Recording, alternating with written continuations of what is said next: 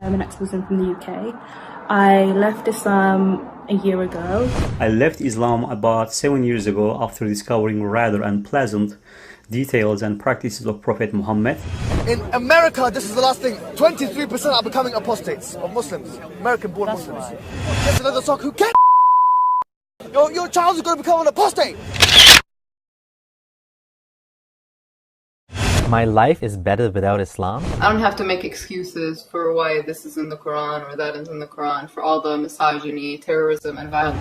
My life was based on Islam and its teachings, and it was collapsing before my eyes. The penalty for apostasy. What is the penalty for leaving the Muslim faith? Dr. Muqaddam, what is the penalty for apostasy? If it's an Islamic country, then the Sharia is very clear. Apostasy is dealt with the death penalty. Thank you. That's all I want to hear. But what's the relevance between what happens in an Islamic country and Great Britain? I fail to see the connection. Oh, really? Let me know, do you want the UK to become a Muslim country? And what happens if that happens? Bismillah, brothers and sisters. My life is better after leaving Islam because I began to live my life in a way that is authentic to me. You know, I shed all of the preconceived notions that I had of what I should be doing, what I shouldn't be doing, what is good, what is bad, what should I live my life for. You have a right to believe and feel the way that you feel. And there's nothing wrong with you for coming to the conclusions that you came to, the very logical, rational conclusions that you came to. And even if you feel alone where you are, even if you feel like you can't be open about who you are, there are people out there that want you to be that way. And find us online. I mean, we're out here and we're here for you. Even if you can't be out to your immediate community, it's important for you to find people that you can be open to for the purposes of you feeling okay with who you are. I mean, before I came out, I had a lot of shame about being ex-Muslim until I started meeting other ex-Muslims. You know, seek that out in whatever ways you feel comfortable, you feel safe, because you have a right to exist as an ex-Muslim. Imagine a master that dictates to you and plans for you your day since the moment you wake up until you go back to bed. When to wake up, how to wake up, when to go into the bathroom, how to eat, what not to eat, what to drink, what not to drink, who to be friends with, etc., etc. How horrible would that be? Religion does that, and it does it to your thinking. Religion thinks for you. Islam thinks for you. Under Islam, you are not allowed to think for yourself. When your eyes see something that contradicts what the big brother tells you, you have to disbelieve your eyes in order to believe your master. And for me, this is the most single evil thing in Islam and religion in general. It is extremely important to come out. This is the one and only life that I shall ever live. I want to look back at it and say, I have lived an honorable life by standing up for what I believed is my right. I have contributed to humanity by being courageous enough to speak up, and I have fulfilled my duties as an educated woman of consequence. You would be surprised how an ex-Muslim who's brave enough to come out can change and save people's lives. Hello, I'm Ali Malik, and I'm awesome without Allah because leaving Islam also meant losing that false sense of superiority that came with Islam.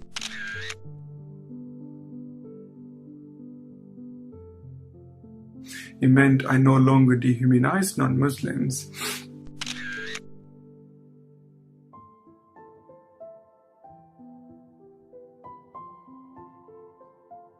I respected others on the basis of their humanity and how good they are towards me. Meant that meant my relationships with everybody were a lot more authentic and based on humanity.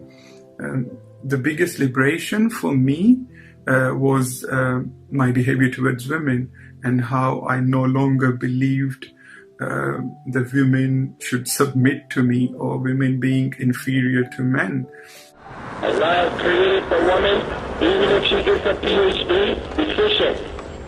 The intellect is incomplete, deficient.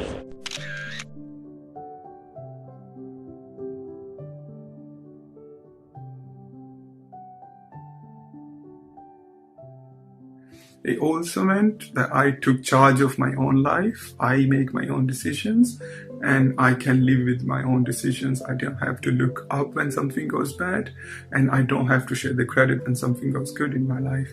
I am awesome without Allah because how independent, human, humble, and compassionate it's made me. My name is Zahra, and I'm a Lebanese Canadian ex-Muslim, and I'm awesome without Allah. At first I thought that losing my religion meant losing my family, therefore my entire support. But then I found the ex-Muslim community, a community that is here to support you, to accept you, to understand you, and provide you with emotional support. Also, leaving the religion that I had such a hard time accepting in my heart and my mind helped me free myself from its shackles. So I finally understood what it feels like to be free, to think for myself and to take my own decisions without even having to refer first to a religious scripture. So I want all of you ex-Muslims, closeted ex-Muslims, or questioning Muslims to understand, to know that you can and you will be awesome without Allah. My name is Ada and I'm from Saudi Arabia. The best part about being an ex-Muslim and being open about it, honestly, has to be the freedom that comes along with it. It's not just the freedom to do whatever you want, but also the freedom to let your mind explore and wander and go into areas that Islam used to block before. Even when I was living in Saudi and being physically blocked, I was able to let my mind wander and read and think and form opinions, and it's just such a beautiful thing that I honestly would not trade for the world. I am Rishwin Ismat from Sri Lanka. I work with Council of Ex-Muslims of Sri Lanka. I left Islam in 2013, and 2014 onwards I've been presenting constructive criticism and questioning about Islam. I left Islam because of Muhammad. Especially his life in Medina cannot be accepted. If you study his life in Medina, lootings, muggings, wars, child sex, massacres, etc., etc., slavery, etc., etc. Terrorism at its large, you can find there. So I cannot consider or accept him as a prophet. If anybody study his life, especially the Medinan part, would never accept him or consider him as a prophet, or not only as a prophet, even he cannot be considered as a genuine human being. Presenting all these things, the Islamic terrorists and extremists try to kill me twice, and there are a lot of death threats. Apart from that, my life is really happy and I am satisfied with what I am without Islam, awesome without Allah. After leaving Islam, I've been able to live my life more fully because I don't have to pray 5 times a day, because I don't have to feel guilty for not waking up at 4:30 to do the first prayer, because I don't have to read the same book every year, but instead I choose to spend that time with family and spend quality time with friends and read the books that I want to read. Leaving Islam has tremendously improved my self-esteem. I don't have to be ashamed anymore of being queer. I'm free to love and to be loved, and that's the best feeling in the world. My message to closeted ex-Muslims is that we know what you're going through. We know the fear.